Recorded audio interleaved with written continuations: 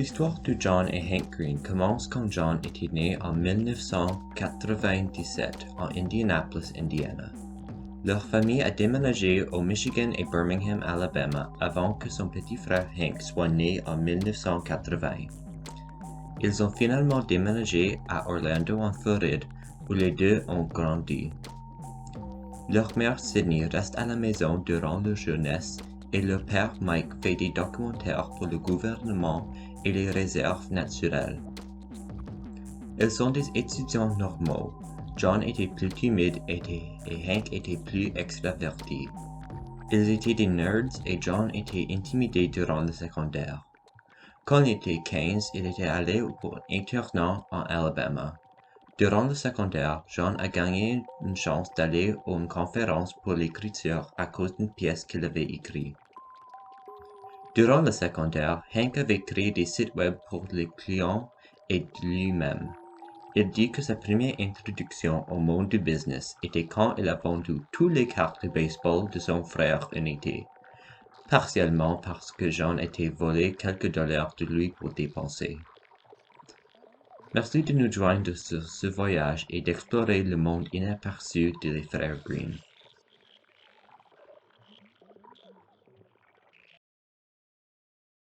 Bonjour Mathieu, c'est Mardi.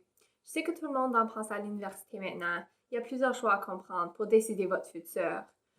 Alors aujourd'hui, je vais partager le chemin que John Green a pris ainsi que ses travaux après l'université. J'espère que comprendre un peu des différentes options ainsi que voir la flexibilité de vos choix aidera quelqu'un à décider. John a étudié l'anglais et les études religieuses au Kenyon College en Ohio. Il voulait devenir prêtre, alors après il est allé à l'école de divinité à l'Université de Chicago. Mais il a complètement changé son chemin après avoir devenu chapelet à un hôpital pour les enfants. Il a été inspiré par les patients d'écrire et il a commencé ce qui va éventuellement être The Fault in Our Stars, son livre le plus fameux. Avant que l'écriture est devenue sa carrière, il a travaillé à Booklist en écrivant des revues pour des livres. Et maintenant, il est connu principalement pour ses livres, notamment The Fault in Our Stars, mais aussi Looking for Alaska, Paper Towns, and Abundance of Catherines et son plus récent Turtles All the Way Down. Je sais qu'il y a plusieurs chemins comme ceci où quelqu'un pense qu'il sait qu'est-ce qu'il veut faire, mais change complètement. Nous pouvons toujours nous réinventer. Matthew, je vais te voir vendredi. Bonjour Grace, c'est vendredi. Je vais parler de ce quoi Hank a fait après le secondaire. Après avoir reçu son diplôme, il a étudié la biochimie en Saint Petersburg en Floride et il a reçu son maîtrise de l'étude de l'environnement de l'Université de Montana à Missoula. Durant l'université, il a continué de créer ce site web et a créé le blog EcoGeek pour un projet de l'une de ses classes. EcoGeek est devenu un grand journal pour l'environnement et Hank a aussi écrit pour des articles pour des journaux comme le Scientific American, National Geographic Greenside et même le New York Times. Durant les années 2000, Hank a aussi écrit pour Mental Floss, une publication pour les millénaires. Grace, je te vois mardi.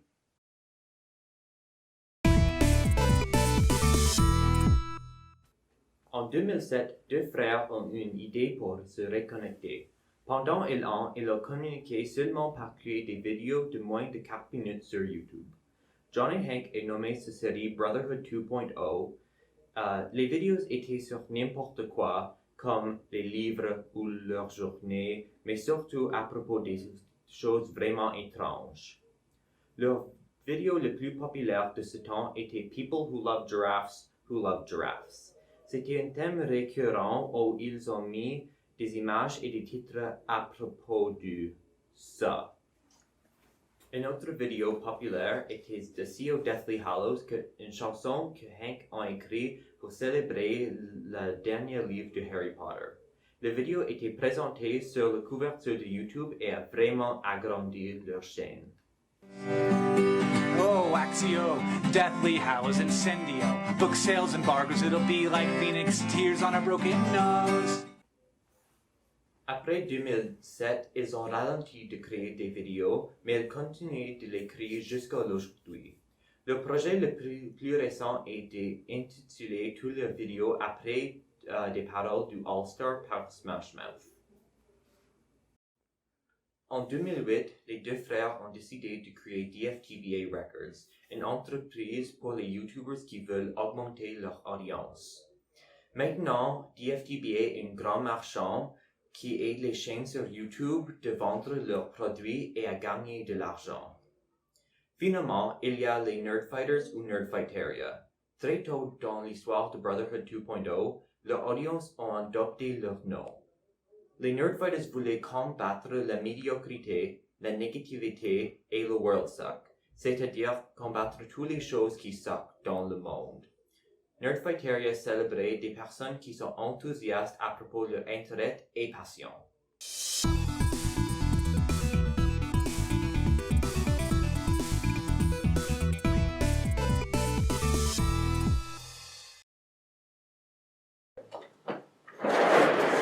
Bonjour, je suis Grace Cowie et ceci est Crash Course Blockbutters. Aujourd'hui, on va parler des projets en cours de Hank et John. On va commencer avec un de leurs plus grands et plus anciens projets, VidCon.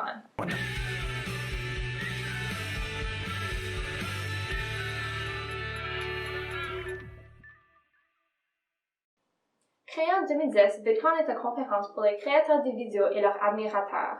En premier, il y avait seulement 1400 participants, mais plus récemment, en 2019, il y avait plus que 30 000. Oh my god, I'm having so much fun. Honestly, I've never seen anything like this. Les frères ne sont pas aussi impliqués qu'ils étaient au commencement, et c'est encore leur projet et leur idée ingénieuse. Un autre projet est leur entreprise appelée Complexly. Initialement l'ancien site EcoGeek, Complexly a été renommé en 2016, inspiré par la phrase Imagine Others Complexly. Cette entreprise crée des vidéos et podcasts concentrés principalement sur l'éducation. Il y a une série que vous avez peut-être vue dans vos classes qui s'appelle Crash Course, ainsi que des séries d'art, sciences et littérature. Une de leurs séries qui est reliée aux événements en cours et le dernier projet dont je vais parler est How to Vote in Every State. Créé en 2016 pour les élections américaines et refait en 2020, How to Vote in Every State est un guide pour les électeurs américains. Il y a une vidéo pour chaque État. La semaine prochaine, on va parler de l'influence des blogbusters sur YouTube et comment ils ont changé la plateforme.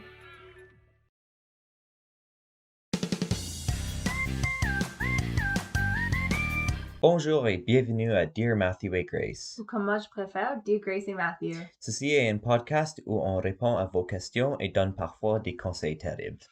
Aujourd'hui, il y a un thème pour nos questions. Les philosophies morales et opinions de John et Hank Green. Alors Matthew, quelle est notre première question? Stacy nous a écrit et elle a dit dans le podcast précédent, vous avez mentionné Yesterday.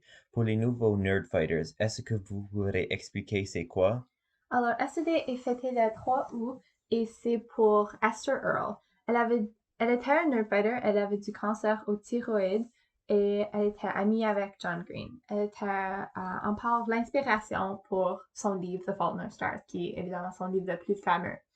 Et elle voulait célébrer l'amour non romantique. Alors, évidemment, on a Valentine's Day pour l'amour entre partenaires, mais elle voulait célébrer tout autre type d'amour entre famille et amis.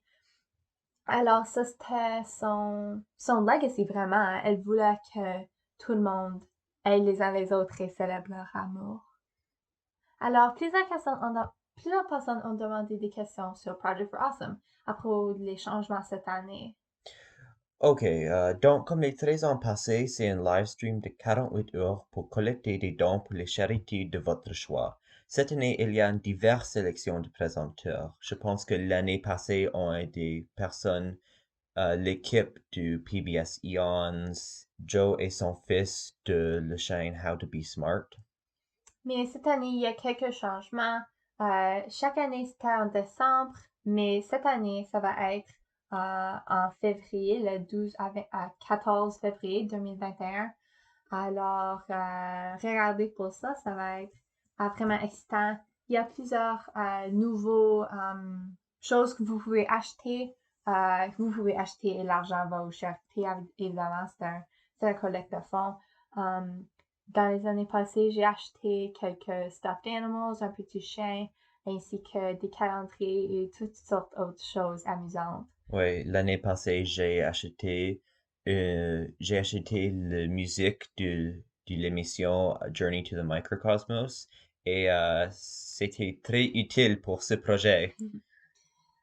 Alors, notre prochaine question. Ouais. Steve a demandé comment va le projet au Sierra Leone. Est-ce que l'hôpital est prêt? Alors, leur projet, les Vaucluse ont un projet au Sierra Leone pour aider les mères enceintes. Il y a un hôpital qui aide à développer l'hôpital. Alors, il y a maintenant l'électricité pour 24 heures. Alors, ça fait que c'est moins dangereux si le bébé est dû aux nuits. Il y a aussi plus de médicaments. Alors, je pense qu'il y a une vidéo qui montre les changements. L'hôpital a beaucoup changé avec l'aide des Vaucluse et c'est vraiment excellent. Alors, on a aussi reçu plusieurs questions plus vagues. On va changer un peu notre changement. Questions plus vagues, mais aussi plus personnelles. Comme Nick nous a demandé, quelles sont les choses qui poussent les frères de faire leur travail? Ouais, je pense que pour les deux frères, ils sont poussés par aider des gens. Pour Jean, et c'est plus de comprendre plus profondément des personnes. C'est un thème que vous pouvez voir dans ses livres. Et pour Hank, c'est l'éducation. Il a fait, je pense, plus probablement 2000 vidéos pour des étudiants et juste pour des personnes qui veulent se éduquer dans un sujet. Oui, il y a évidemment la série qu'on a mentionnée, SciShow, Crash Course, ainsi que plusieurs autres pour les enfants, pour les différents sujets. Alors, ils ont vraiment se dédiqué à ça. Notre prochaine question est, ils ont été sur les médias sociaux depuis longtemps. Comment pensez-vous qu'ils sont affectés? Alors, je pense qu'on peut voir dans les travaux qu'ils font comment les frères sont affectés par les médias sociaux. J'ai mentionné en avant que John a écrit plusieurs livres, mais aussi Hank a des livres qu'il a écrits dans les années passées. Et ces livres sont à propos sont inspirés par son expérience comme célébrité. Je pense que comme c'était si longtemps qu'il est connu, d'une façon assez grande. Je pense qu'il comprend beaucoup cette situation et il utilise beaucoup ses expériences pour influencer ce livre. C'est un peu science-fiction, mais il parle beaucoup des effets des médias sociaux et des effets d'être connu. Oui, je veux aussi parler de l'expérience de Jean sur les médias sociaux. Depuis décembre 2018, elle avait quitté les médias sociaux pour son santé mentale. Elle avait trouvé qu'il est très isolé et les médias sociaux s'occupent beaucoup de son attention, plus de 5 ou 6 heures par jour. Et elle a trouvé qu'elle est souvent obsédée par les médias sociaux.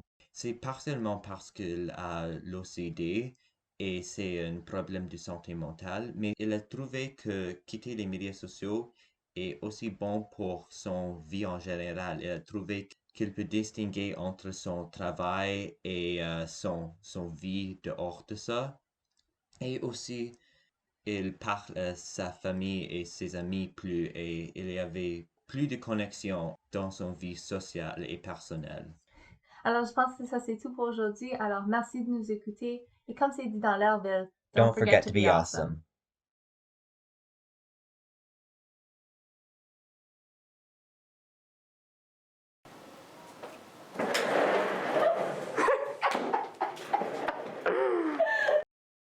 I'm trying not to squeak the chair because this phone is really good at picking up sounds. Good job, phone. You're doing your best.